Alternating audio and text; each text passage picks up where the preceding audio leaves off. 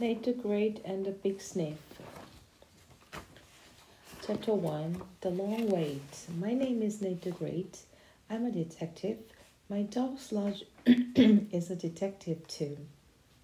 Today I had my biggest case ever, but Sludge couldn't help me because looking for Sludge was the case. Sludge was missing. Lost, gone. I had to find him. This morning, Sludge and I went out to shop. We went to my favorite store, Wayneman's Brothers. Sludge isn't allowed in stores. I go in and Sludge waits outside.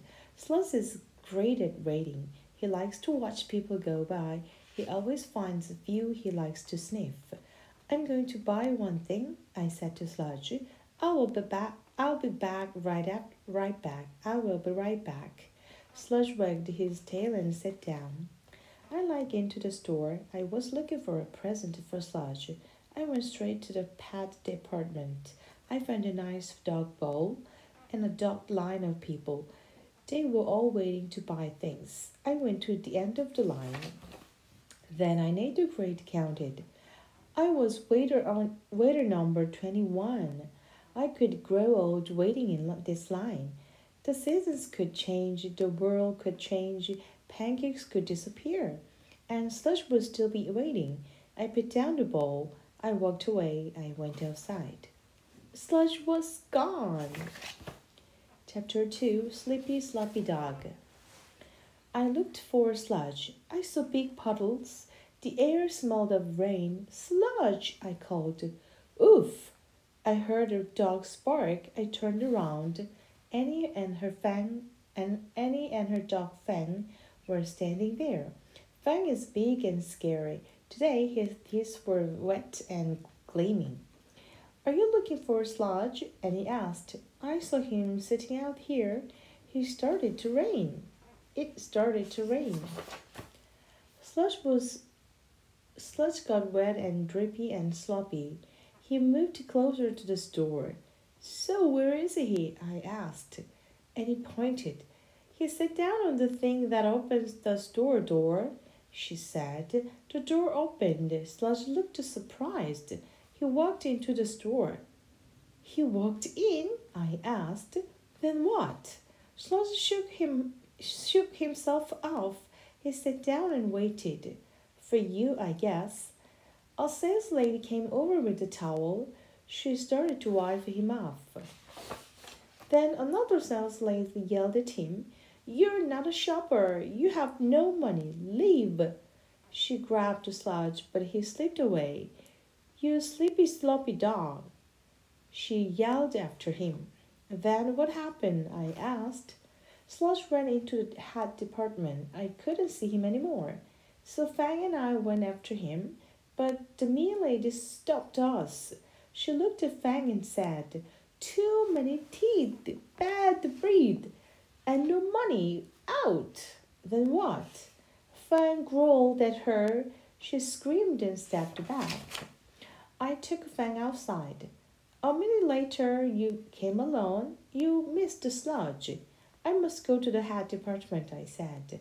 Fang and I will wait here, Annie said, in case Sludge comes back outside. He'd have to pass the lady, I said.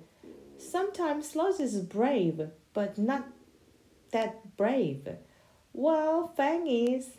He can go back in and get Sludge past that lady. He and I will guard the door. If we get Sludge, we will find you.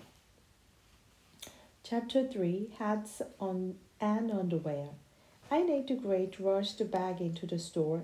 Annie called after me, Don't forget, Sludge looks sleepy sloppy. It could be a clue. I went to the hat department. There were hats of every size and shape. But I did not see Sludge. I looked for red paw prints. Perhaps there was a trail. Nothing. I went to a salesman. There was a wet dog, I began. The man pointed to the left. That way, he said. I rushed to the underwear department. No Sludge. Could he be hiding from that mean lady? But where could he hide? I saw a sign, dressing rooms. I did not want to peek into those rooms. I did not want to look at underwear with anyone inside it. But I had to find the sludge. I went to the dressing rooms. Sludge, I called. Somebody picked out from a dressing room, somebody who looked strange, very strange. It was Rosamond. She was wearing a nice shirt that had meow printed across the front. It was much too small for her. I'm shopping, she said. This is for my cat Big Hacks. I buy all my cat's clothes here. Have you seen Sludge? I asked. Yes, she said. I saw him run in and out of this apartment. I don't blame him. There's nothing here for dogs. Thank you for that information, I said. I left. Where could Sludge have gone? Chapter 4. Lost Best Friend. I needed clues. I needed pancakes. I always eat pancakes when I can solve a case. They help me think. I knew there was a cafeteria at the back of the store. They serve great pancakes, but I did not want to go there. I was not hungry. I was sad. I was thinking about Sludge, how I had first met him in a field, how he had become my dog and my best friend, and now he was lost. I went to a payphone. I called home. The answering machine came on. I left a message for my mother. Dear Mom, I am on my biggest case. Sludge is lost. I will be back. I hope Sludge will be too. May the great. I hung up. Where should I take next? In this big store, who would know where Sludge might be? Of course, I need to great rush to the lost and found department. I saw somebody I knew. It was not Sludge, it was Cloud. Cloud spends a big part of his life in lost and found. The lost part. Cloud is always losing things. I went up to him. I have lost Sludge, I said. I saw him. Cloud said. Where? At your house on Sunday, Cloud said. He was lost then, I said. All right, Cloud said. Cloud pointed to a man sitting at a desk. He knows what's lost and what's found. Talk to him. I rushed over to the man. I said, I need to great have lost my dog Sludge in the store. Oh, the dog, the man said. We know about him. He's been spotted all over the place. Nobody who sees him will ever forget him. I'll tell you that. But we can't catch him. He just runs and runs. I haven't had a report for 5 minutes. He could be anywhere. Runs and runs, I said. What? The man asked. A clue, I said. I walked away. Chapter 6. The tip of a tail. Sludge could be tired by now, I thought. Nobody had seen him run for 5 minutes. I rushed to the bed department. It was full of beads, a great place to rest. I looked on the beds and under them. I looked for dog hairs and paw prints. And a dog, suddenly I saw what looked like the tip of a tail. It was under a bed. Was I dreaming? Was I hopping too hard? I got closer. It was a dog's trail, and it was attached to Fang. Fang crawled out from under the bed, and he came running. There you are, Fang, she yelled. What's Fang doing in the store? I asked. I thought I saw Sludge, and he said. So I ran inside. Fang followed me. You saw Sludge? I asked. No, it was a mistake. It was a wet mop. But don't worry. I left the door guarded. Rosamond came along.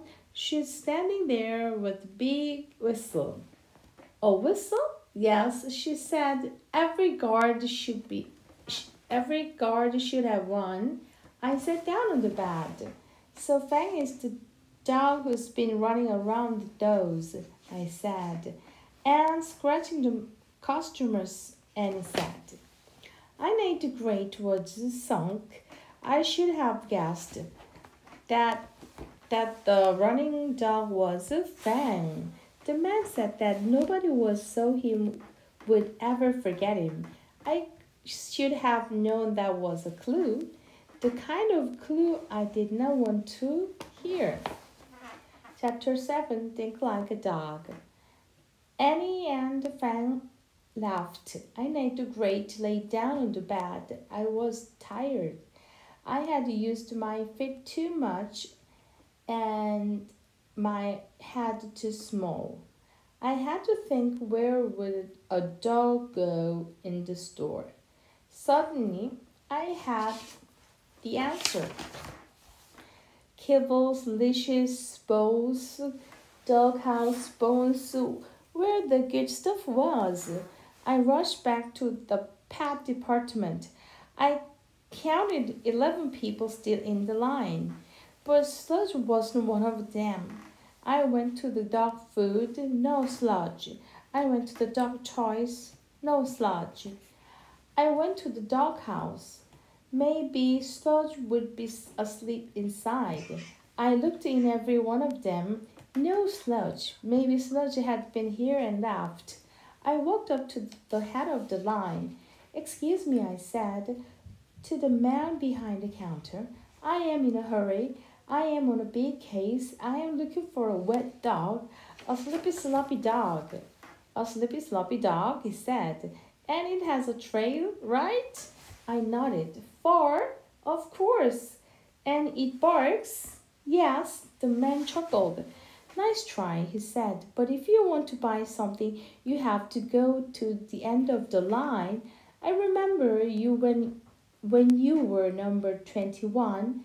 I need a great walked away. I sat down on a dog mat. This was my most important case, and I could not solve it. Sludge always helped me with my cases. But now here was the case. He could not help me, or could he? Sludge was a great detective. Was he trying to find me? Was he sniffing all over the store? No, he was afraid the mean lady would get him.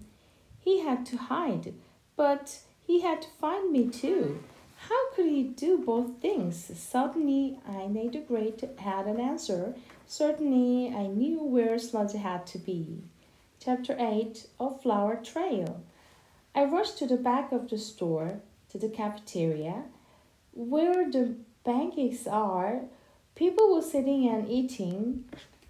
There was a room behind the cafeteria. There was a trail of flour going in and out of the moon.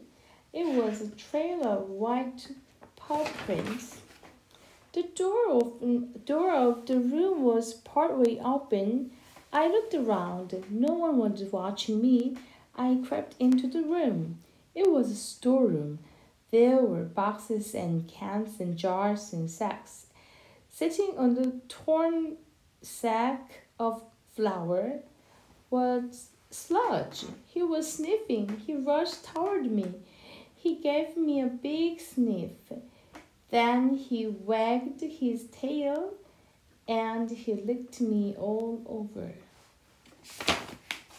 Sludge, you are a great detective, I said. You were. I had a case to solve. You know, I always eat pancakes to have solve a case. So you sniffed out this pancake place and you sat and waited. You know, you could sniff me from your hiding place when I show up.